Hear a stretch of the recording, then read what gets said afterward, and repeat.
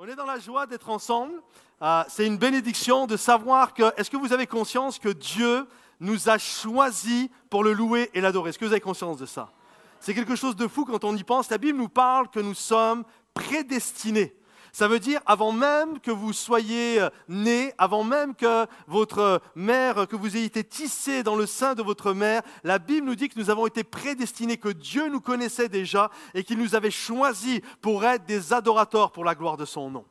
Juste ça, c'est quelque chose qui nous invite à le louer et l'adorer. Alors, est-ce qu'il y a des gens qui réalisent ça et qui aiment louer, adorer Dieu? Alors, est-ce qu'on peut applaudir encore une dernière fois le roi des rois? Juste de dire, Seigneur, tu m'as choisi.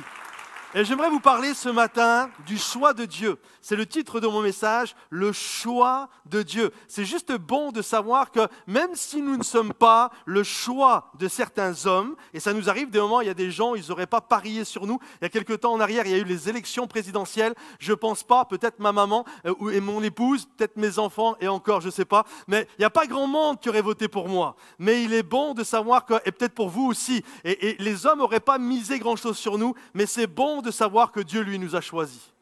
Ce n'est pas un homme qui nous a choisis, c'est Dieu qui nous a choisis. Et quand Dieu nous choisit, écoutez bien, quand Dieu vous choisit, c'est marrant pour moi de parler, je vois juste plein de feuilles qui font ça. Il y a que moi qui crève de chaud. Et quand Dieu nous a choisis, peu importe ce que les gens pensent, le choix de Dieu est immuable, irrévocable. Il n'y a que nous, par une mauvaise attitude, qui pouvons nous en éloigner, mais le choix de Dieu est quelque chose de scellé. Il y a cette histoire magnifique dans la Bible, une histoire que j'aime tellement, j'aimerais juste vous la montrer sous un angle un peu différent, en guise d'introduction. À un moment donné, la Bible nous dit qu'il y a un homme, un couple, Rebecca et Isaac, et Dieu vient les voir parce qu'ils attendent un enfant, ils aimeraient avoir un enfant, ils n'en ont pas. Et là, Dieu vient parler à Rebecca et il dit à Rebecca, il va y avoir dans ton sein, il y a en ton sein, il va y avoir des jumeaux. Et la chose pas commune, ça remonte à pratiquement 3000 ans en arrière, généralement l'aîné, c'était lui qui devenait le chef. L'aîné, c'était lui qui avait la plus grosse portion de l'héritage. L'aîné bénéficiait quasiment de tous les privilèges par rapport au cadet, au troisième, au quatrième, etc. Et là, Dieu dit à Rebecca, il dit à la maman, il y en a deux, il y a un aîné, il y a un cadet, des jumeaux, mais le cadet, c'est le choix de Dieu, le cadet va être celui qui va dominer sur son frère. Le cadet, c'est celui que j'ai choisi pour continuer la lignée, pour continuer la bénédiction. Et là, lorsque les enfants naissent, effectivement, ils sont deux. Il y a un aîné qui s'appelle Ésaü et un cadet qui s'appelle Jacob. Et les deux vont grandir. Et puis, le choix du papa, le papa aime beaucoup son fils aîné. Le choix du papa, c'est vraiment, il a un faible pour Ésaü parce qu'il a ce côté un peu viril. Il aime la chasse, il partage plein de choses avec lui, puis il aime l'amener avec lui. Puis la Bible nous dit qu'il l'aimait. Il l'aimait plus que Jacob. Sauf que le choix de Dieu, c'est pas Ésaü, c'est pas l'aîné. Le choix de Dieu, c'est le cadet. Et là, alors qu'ils grandissent, Ésaü, à un moment donné, il a un certain mépris pour la bénédiction, un certain mépris pour les choses de Dieu. Et lorsqu'il va revenir d'une chasse, il a extrêmement faim. Et là, il y a son frère qui avait préparé un bon petit plat. Et il dit à son frère, donne-moi le petit plat que tu as préparé. Et son frère lui dit, écoute, non, je ne te le donne pas, excepté, par contre, je veux bien te l'échanger contre ton droit d'aînesse, contre le droit de la bénédiction, contre la portion qui t'est réservée que moi, je n'avais pas le droit. Et là, la Bible nous dit que l'aîné, Ésaü, va considérer cela, va le mépriser littéralement. Il ne va même pas le considérer, il va le mépriser. Il va mépriser son droit d'aînesse et il va le donner finalement au cadet. Et là, il va manger son plat. Et quelque temps par la suite, le papa, qui est sur le point de mourir, il est rendu aveugle, et il sait qu'il ne reste pas longtemps à vivre, il appelle son fils Ésaü et il veut faire quelque chose de hallucinant. Isaac, même si c'est tout un homme de Dieu, il va vouloir changer le plan de Dieu. Il va vouloir, parce que lui, son cœur, son choix, c'est son fils aîné, ce n'est pas le cadet. Et il sait que pour Dieu, c'est le cadet, mais lui n'en veut pas du plan de Dieu. Lui, son choix, c'est l'aîné. Alors, il appelle son aîné et il lui dit, écoute Ésaü, voici ce que tu vas faire, tu vas aller chasser un animal, tu vas ensuite revenir, avec ça, tu vas me préparer un bon petit rôti à méchoui, tu vas me préparer un bon petit plat à manger, et puis tu me l'apportes et je vais me régaler de ce que tu as fait, et ensuite je vais prier pour toi, pour que tu reçoives la bénédiction, afin que tu puisses dominer sur tous les autres, afin que tu puisses dominer sur ton frère. En d'autres termes, cet homme, Isaac, même si c'est un homme de Dieu, il est en train de vouloir changer ce que Dieu avait choisi. Et là, la maman qui est là, qui entend ce qui se passe, qui est une femme de Dieu incroyable, elle se dit non, non, non, c'est juste pas possible. C'est pas lui qui a été choisi. Celui qui a été choisi, le plan de Dieu, le choix de Dieu, c'était le cadet. Alors elle va appeler son fils cadet, elle va appeler Jacob. Elle va dire à Jacob, écoute, va prendre un animal là dans l'enclos, il y en a quelques-uns, tu m'en amènes un. Je vais faire un bon petit plat comme ton père les aime. Et ensuite, tu vas aller le voir et tu vas te faire passer pour ton frère. Parce qu'il a dit à ton frère qu'une fois qu'il avait fini de manger, il va apporter la bénédiction. Et il faut que ce soit toi qui l'aies, la bénédiction. Alors, Jacob est là, oui, mais maman, mon papa, même s'il ne voit plus, il va quand même reconnaître, mon frère, c'est Ésaü. Ésaü, ça veut dire le poilu, le velu. Vous imaginez un nom comme ça? Et il s'appelle comme ça, il dit, il a plein de poils, moi, je n'ai pas de poils. Et quand il va me toucher, il va s'apercevoir que je ne suis pas lui. Et sa maman, elle trouve une stratégie, elle dit, écoute, je vais prendre avec l'animal qu'on va tuer, je vais prendre sa peau, je vais te faire un habit, et quand il va te toucher, vu qu'il ne voit rien, il va te toucher, il va sentir des poils, et il va croire que tu es Ésaü. Ok, très bien, on fait ça. Et là, d'un seul coup, Jacob arrive, le plat est prêt, la maman l'a préparé, et il va voir son papa. Jacob y va, et lorsqu'il rentre, le papa est là, qui est-ce? Ben, c'est moi, c'est ton fils, il se fait passer pour l'aîné. C'est moi ton fils Ésaü. Ésaü, mais je ne reconnais pas ta voix, on dirait la voix de Jacob. Approche-toi. Puis là, il le touche, il sent des poils, il dit, ah ouais, la voix c'est celle de Jacob, mais les bras, t'es poilu comme ton frère, c'est toi. Et ok, très bien, ben, prends le repas, mange. Et là, il se met à manger. Et lorsqu'il finit de manger, il dit, maintenant, approche-toi pour que je te bénisse. Et là, alors qu'il commence à prier pour lui, alors, écoutez bien, alors que lui, dans sa tête, il est en train de changer la volonté de Dieu, en train de retourner la situation, c'est-à-dire que dans sa tête, souvenez-vous, le papa ne voit rien, il est aveugle. Lui, dans sa tête, il est en train de faire basculer la volonté de Dieu. Il savait que c'était le cadet qui devait être béni. Alors, il va commencer à prier, pensant que c'est l'aîné devant lui. Il va commencer à prier en disant, Seigneur, je prie afin que tu fasses de lui une source de bénédiction et qu'il domine sur son frère. En d'autres termes, alors qu'il pense changer la volonté de Dieu, la réalité, il ne fait que l'appuyer et l'accomplir. Comprenez-vous? Il y a cette réalité, quand Dieu te choisit, il n'y a personne qui puisse retourner. Même un homme de Dieu comme Isaac, il n'y a personne qui puisse retourner le choix de Dieu. Ce que Dieu déclare, ce que Dieu dit, c'est quelque chose qui s'accomplit dans la puissance du nom de Jésus. Amen.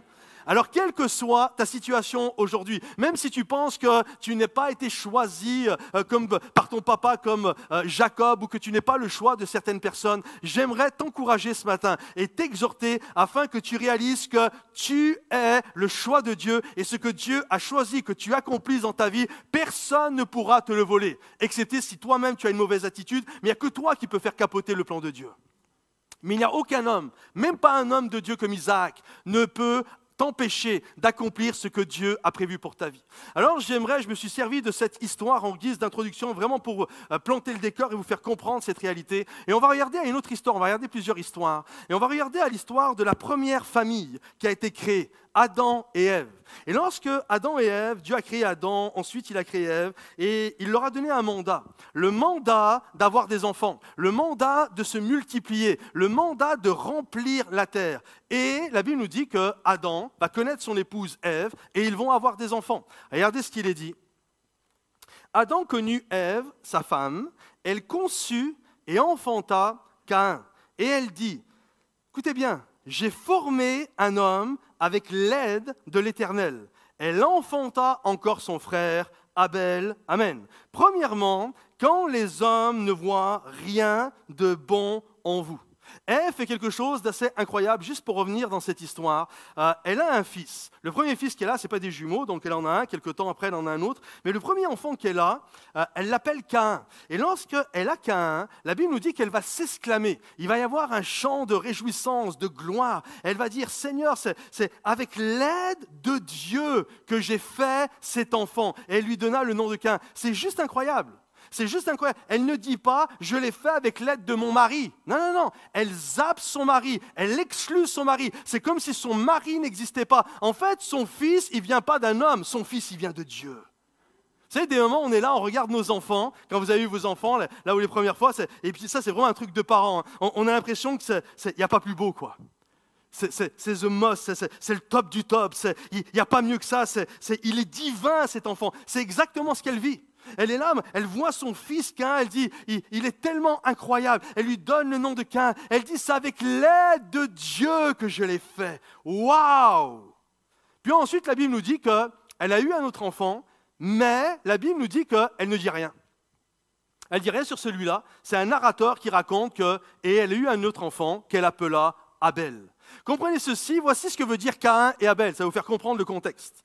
Caïn signifie le créateur, l'artiste, celui qui possède. Ce fut pour Ève un moment d'exultation, un véritable cri de triomphe. Waouh! Elle trouve tellement son enfant incroyable. Elle zappe le père, c'est avec Dieu qu'elle l'a fait. Elle trouve tellement son fils incroyable qu'elle lui donne le nom d'artiste. Elle lui donne le nom de créateur. Elle lui donne le nom de waouh, toi t'es le top. De toi sortent les choses.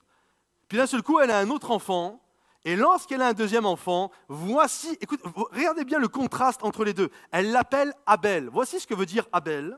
Abel veut dire vapeur, buée, vanité, dans le sens d'inutile, d'absurde.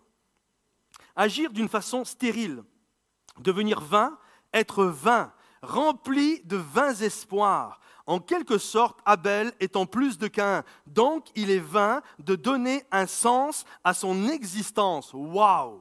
Un drame familial se profile à l'horizon. D'un côté, il y a Caïn, l'artiste, le créateur, celui qu'elle a fait avec l'aide de Dieu, le gamin incroyable, tellement beau, tellement intelligent. Oh, c'est mon choix se porte sur lui. J'en ai même pas besoin d'en avoir un autre. Il est tellement incroyable, ce petit. Puis un jour, elle tombe enceinte et elle en a un autre, elle l'appelle Abel. Et Abel, contrairement à Caïn, ça veut dire de la vapeur, ça veut dire que tu es stérile, ça veut dire que tu es inutile. Il n'y a même pas d'espérance, de sens à ton existence. C'est rien, tu sers à rien. D'un côté, il y a le top du top et de l'autre côté, c'est toi, tu es de la vapeur. Toi, tu sers à rien. Il n'y a même pas à réfléchir à donner un sens à ton existence tellement que tu ne sers à rien. Est-ce que vous voyez le drame qui se profile à l'horizon? L'enfant roi contre l'enfant méprisé. L'enfant qu'on a choisi contre l'enfant qu'on n'a pas désiré. Et d'un moment, il y a cette réalité, je ne sais pas si ça vous est déjà arrivé, de vous sentir un peu comme Abel, où les gens ne voient rien de bon en vous. Ça vous est déjà arrivé que les gens ne voient rien de bon en vous? Personne ne voit rien, personne n'aurait parié sur vous, ce que je disais tout à l'heure. Personne ne voit rien d'exceptionnel en toi. J'aimerais vous dire, ce que Dieu a vu en toi, c'est quelque chose d'incroyable. Et même si les hommes ne l'ont pas vu, ce que Dieu a vu, ce que Dieu a projeté, les plans de Dieu sont juste incroyables pour ta vie. Même si les hommes ne le voient pas, ce que Dieu a vu est quelque chose de magnifique et d'incroyable. Même si les hommes n'y croient pas, peut-être c'est ton prof qui ne croit pas en toi. Moi, je me souviens d'une prof, elle avait parié une bouteille de champagne, c'est quand même quelque chose, hein, comme quoi je n'aurais pas mon examen. Devant ma mère, elle a fait ça. Vous savez, les trucs, là, parent-professeur, j'arrive avec ma mère et toi, t'es content. Elle me parlait, j'étais comme ça. Elle me dit, de toute façon, votre fils, hein, moi, je parie une bouteille de champagne, tu n'auras pas son examen. J'ai eu mon examen. Bon, je n'ai pas été réclamer la bouteille de champagne. Je me suis dit, juste le fait qu'elle a dû voir mon nom admis, elle a dû faire des cauchemars pendant 2 mois. Mais vous comprenez? C'est des moments, on ne voit rien de bon en toi. Je me souviens, j'étais tout jeune chrétien, je discute avec un chrétien, et puis voilà, je trouvais quelqu'un d'intéressant, j'avais envie d'apprendre de lui, je commence à parler avec lui, et au bout de 3-4 secondes, il levait déjà la tête par-dessus mon épaule pour voir s'il y avait des gens plus intéressants que moi dans le coin. Comprenez-vous? Ça vous est déjà arrivé, ça, que des gens regardent par-dessus votre épaule? C'est tellement désagréable. C'est tellement, tu as l'impression que tu n'es rien, quoi. Ok, très bien, puis tu continues de parler, puis c'est même pas, il fait gaffe à toi, et puis il part. Ah, ok, très bien. Ça s'appelle se prendre un vent, mais monumental. Et donc, tu as cette impression-là. J'aimerais te dire que si ton prof, peut-être tes parents, comme Caïn et Abel, que Ève n'a rien vu de bon dans son fils Abel, même peut-être c'est tes parents, tes amis d'école, ta famille de manière générale, je ne sais pas, j'aimerais te dire ceci, même si personne ne voit rien de bon en toi, si Dieu t'a choisi et si tu lui fais confiance, des choses exceptionnelles vont naître de ta vie. Parce que si pour les hommes tu n'es que de la vapeur, pour Dieu tu es un instrument de choix puissant et utile pour sa gloire. Amen. Comprenez ceci, le choix des hommes n'est pas forcément le choix de Dieu.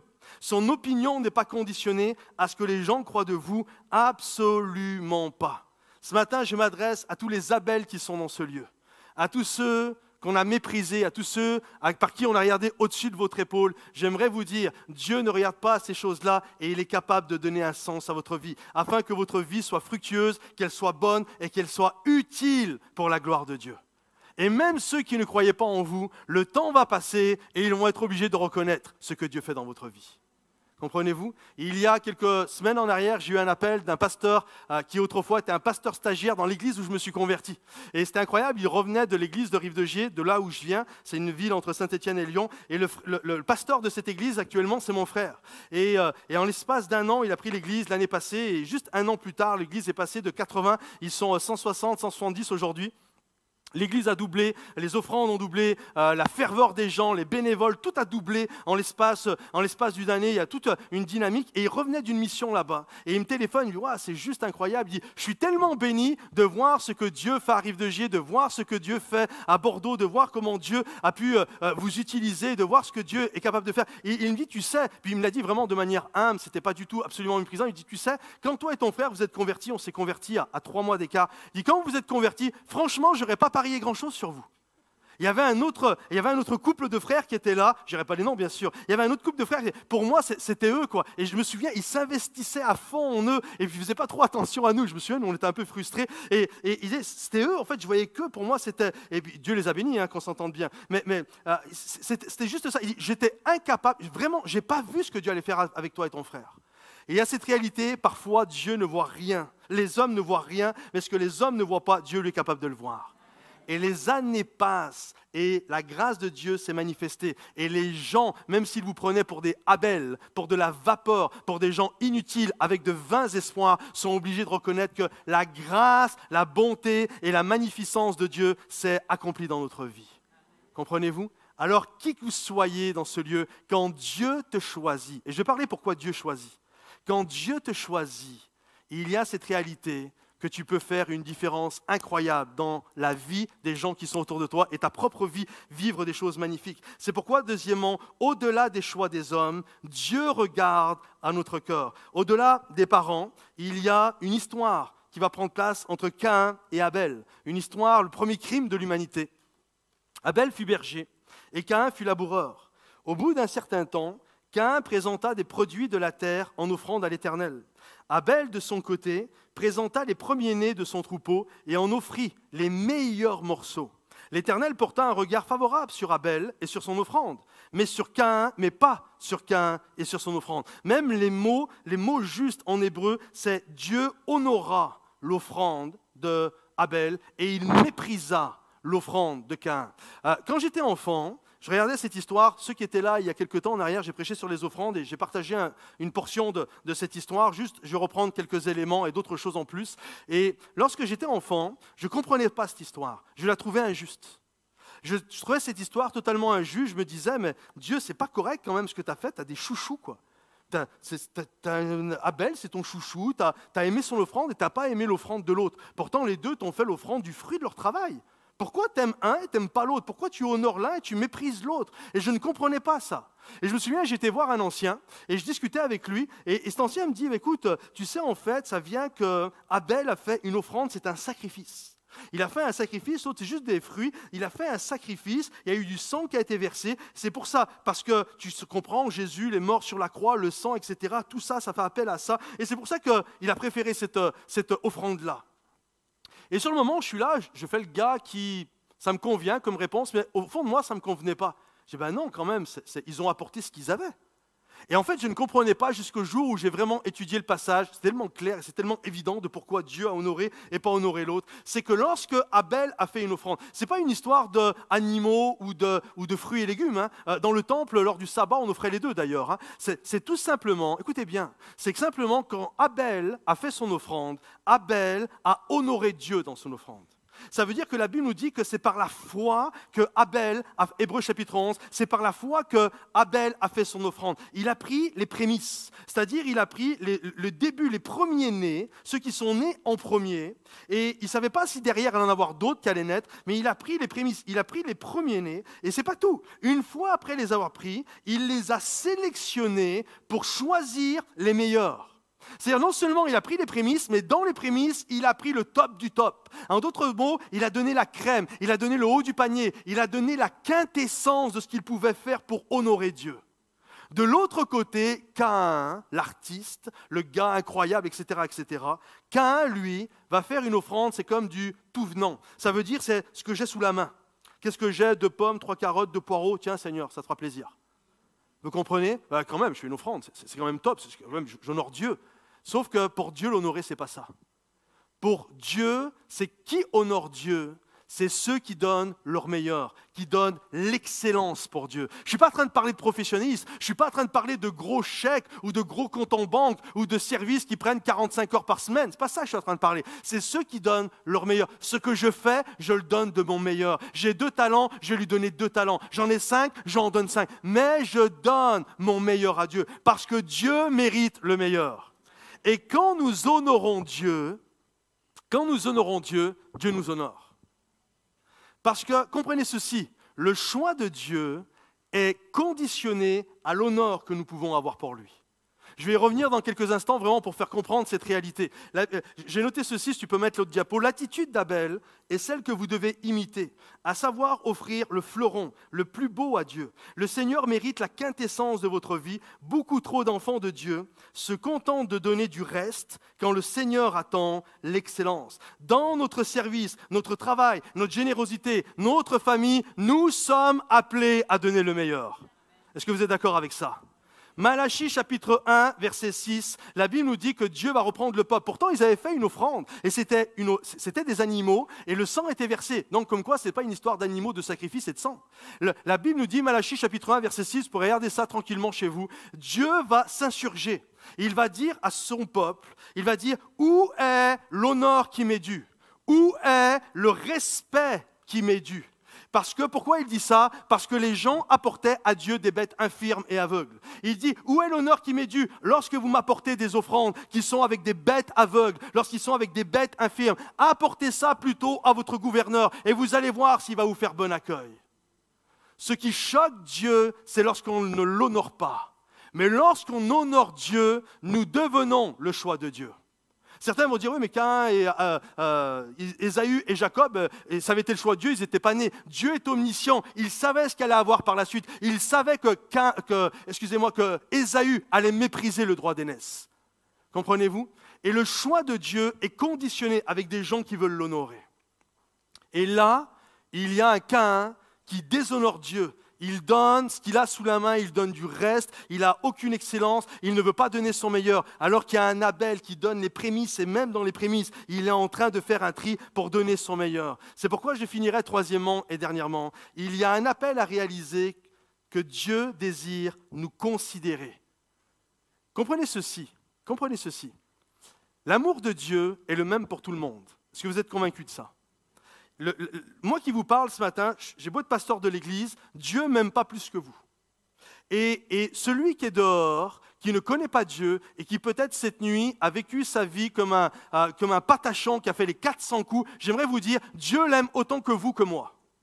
La Bible nous dit que Jésus est mort sur le bois de la croix afin que quiconque soit sauvé. Dieu nous aime tous d'un amour équivalent. Mais l'honneur de Dieu est différent. Et regardez ce que la Bible dit. J'honorerai celui qui m'honore, mais celui qui me méprise, ceux qui me méprisent seront méprisés. Est-ce que vous avez remarqué que si Dieu nous aime tous de la même manière, si Dieu aime tous les personnages que nous lisons dans la Bible de la même manière, est-ce que vous avez remarqué que ce n'est pas tout le monde qui appelait l'ami de Dieu? Abraham était l'ami de Dieu. Est-ce que Lot était l'ami de Dieu?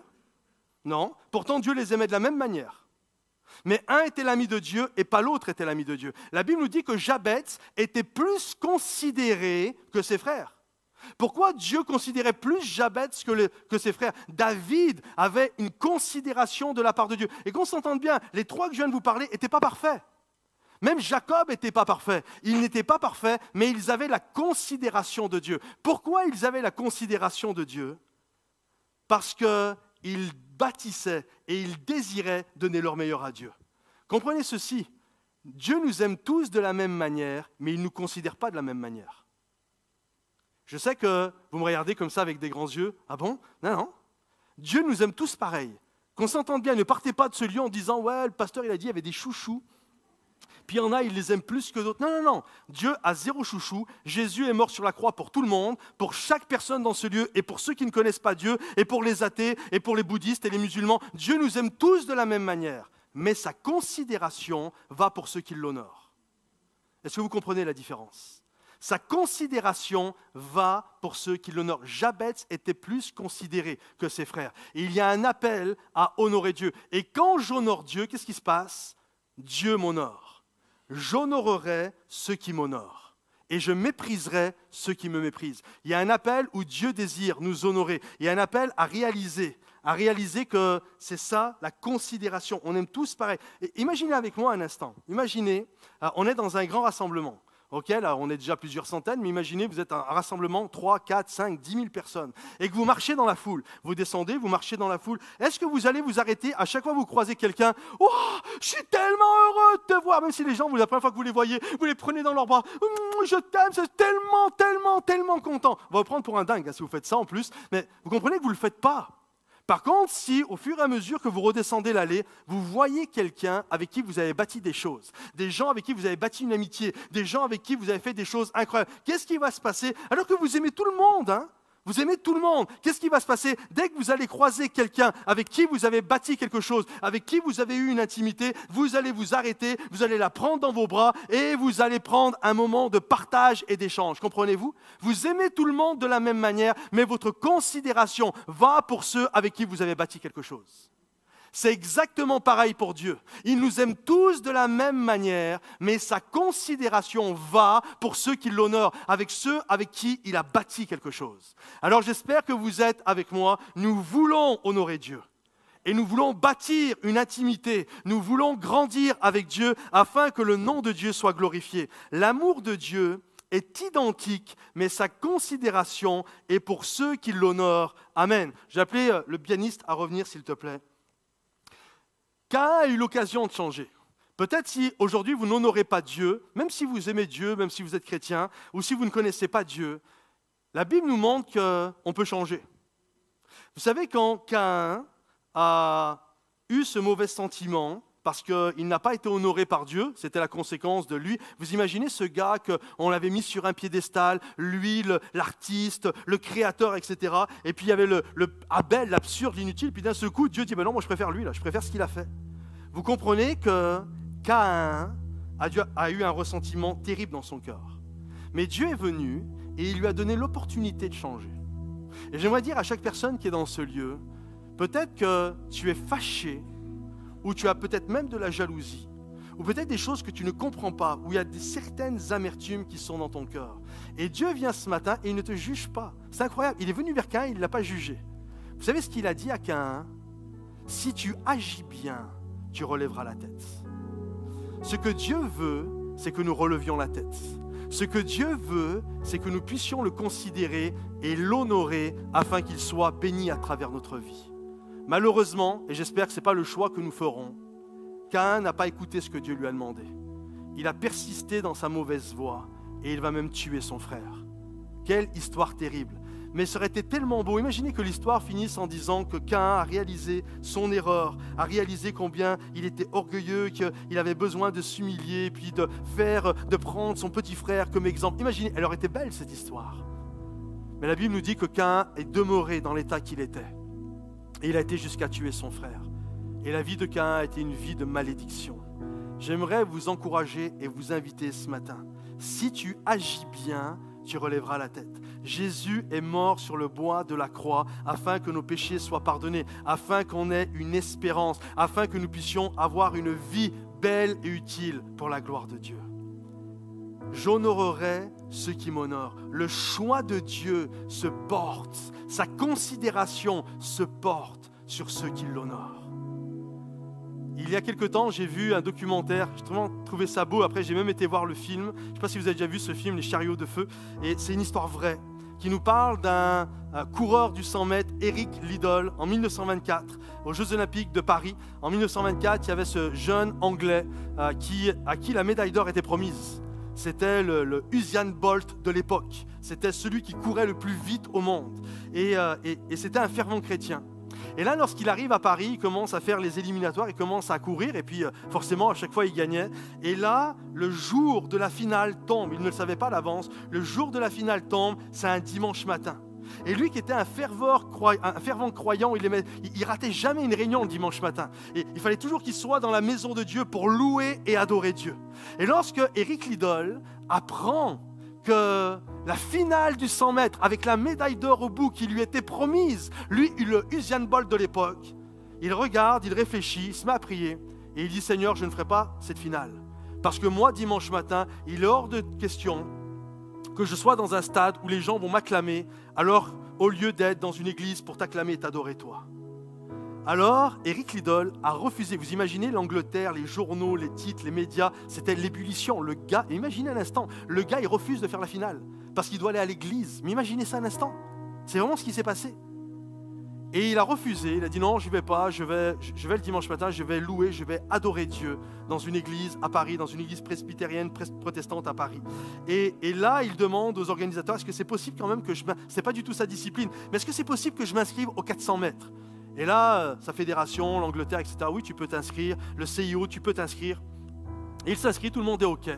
Et le dimanche matin, plutôt que de faire la finale et de gagner la Coupe du Monde, gagner la médaille d'or, lui, il est dans l'église en train de louer Dieu. Et c'est même lui qui a prêché ce matin-là. Par la suite, c'est devenu un pasteur après sa carrière.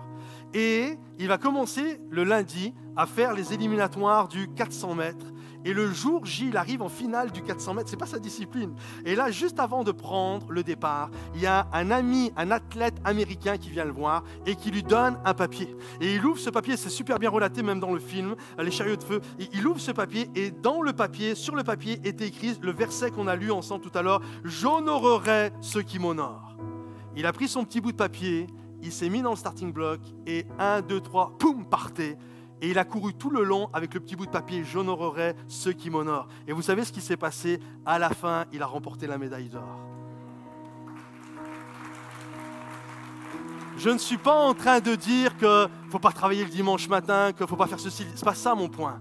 Mais pour Eric Liddell, lui, c'était ça. Honorer Dieu, pour moi, c'est ça. Le sport ne prendra pas, une médaille d'or ne prendra pas la place de Dieu dans mon cœur. C'est d'abord Dieu que je sers. Et parce qu'il a honoré Dieu, Dieu l'a honoré. Et ensuite, c'est devenu un prédicateur de l'évangile juste incroyable. Alors, j'espère que vous êtes avec moi. Tous ceux, parce que nous avons été choisis, prédestinés par Dieu, nous allons honorer Dieu afin que Dieu nous honore, afin d'avoir un impact pour la gloire de son nom sur cette terre. Et tous ceux qui le croient disent Amen et applaudissent et acclament le roi des rois. Est-ce qu'on peut se lever? Est-ce qu'on peut se lever juste là où on est? Juste là où on est, si on peut étendre nos mains devant le roi des rois, juste là où tu es, juste te dire Seigneur, je veux t'honorer ce matin. Je réalise la grandeur de ton nom. Je réalise combien il est bon de t'appartenir. Seigneur mon Dieu, je ne veux plus te donner les miettes quand tu mérites le meilleur, Seigneur. Je ne veux plus te donner des choses médiocres, mais je veux t'apporter le meilleur. Je veux être comme Abel, Seigneur mon Dieu. Je veux te donner les meilleurs morceaux de ma vie. Je veux te donner les prémices de ma vie, de mon souffle, Seigneur. Je veux que tu sois mon tout. Je veux que tu sois le numéro 1 sur toute ma vie, Seigneur. Je désire que tu deviennes mon monde et mon oxygène, Seigneur. Tu es celui que je veux louer et adorer. Vers qui d'autre irions-nous? C'est toi qui as les paroles de la vie, Seigneur. Seigneur mon Dieu, je prie pour chaque personne qui est dans ce lieu. Si ce matin tu es dans ce lieu et tu désires mettre ta main dans les mains de Dieu, tu désires dire, moi je veux donner, jusqu'à maintenant ma vie était médiocre, mais je veux donner ma vie à Jésus. Je réalise qu'il a tout donné pour moi, alors je veux lui donner ma vie ce matin. Si tu es là et tu es là pour là où les premières fois tu veux donner ta vie à Jésus, ou si tu es chrétien et que tu réalises que tu n'as pas donné tout ton meilleur, alors juste là où tu es ce matin, je vous invite à lever votre main à votre place. J'aimerais prier pour vous ce matin. Lève la main à ta place. Plusieurs mains partout à travers ce lieu se lèvent. Encore d'autres mains se lèvent, d'autres mains se lèvent encore. Plusieurs mains se lèvent encore et encore. Seigneur mon Dieu, je te prie pour toutes ces personnes, Seigneur. Je te prie, Seigneur mon Dieu, que ta grâce se manifeste. Je te prie, Seigneur mon Dieu, afin que tu puisses les honorer ce matin, Seigneur. Nous désirons t'honorer. Viens nous honorer par ta présence. Viens nous honorer par ce que tu vas accomplir dans nos vies, Seigneur. Qui est comme toi? Qui est semblable à toi? Tu es l'agneau dans le ciel, Seigneur. Tu es le lion de la tribu de Juda. Tu es l'alpha et tu es l'oméga. Tu es celui qui parle et les choses arrivent, Seigneur. Tu mérites le meilleur de nos vies. Et ce matin, nous désirons te donner tout ce que nous avons. C'est dans le nom précieux de Jésus, Père, que je t'ai prié et que tous ceux qui veulent honorer Dieu, aimer Dieu, célébrer Dieu, disent Amen et Amen. Et applaudissent et acclament le roi des rois dans ce lieu. Alléluia. Alléluia. J'aimerais qu'on puisse reprendre ce chant. J'aimerais qu'on puisse prendre ce chant qui dit vers qui d'autre irions-nous? C'est toi qui as les paroles de la vie. Que nous puissions le chanter comme une déclaration d'honneur. une déclaration d'intention pour notre Dieu, afin que son nom ce matin soit célébré et élevé.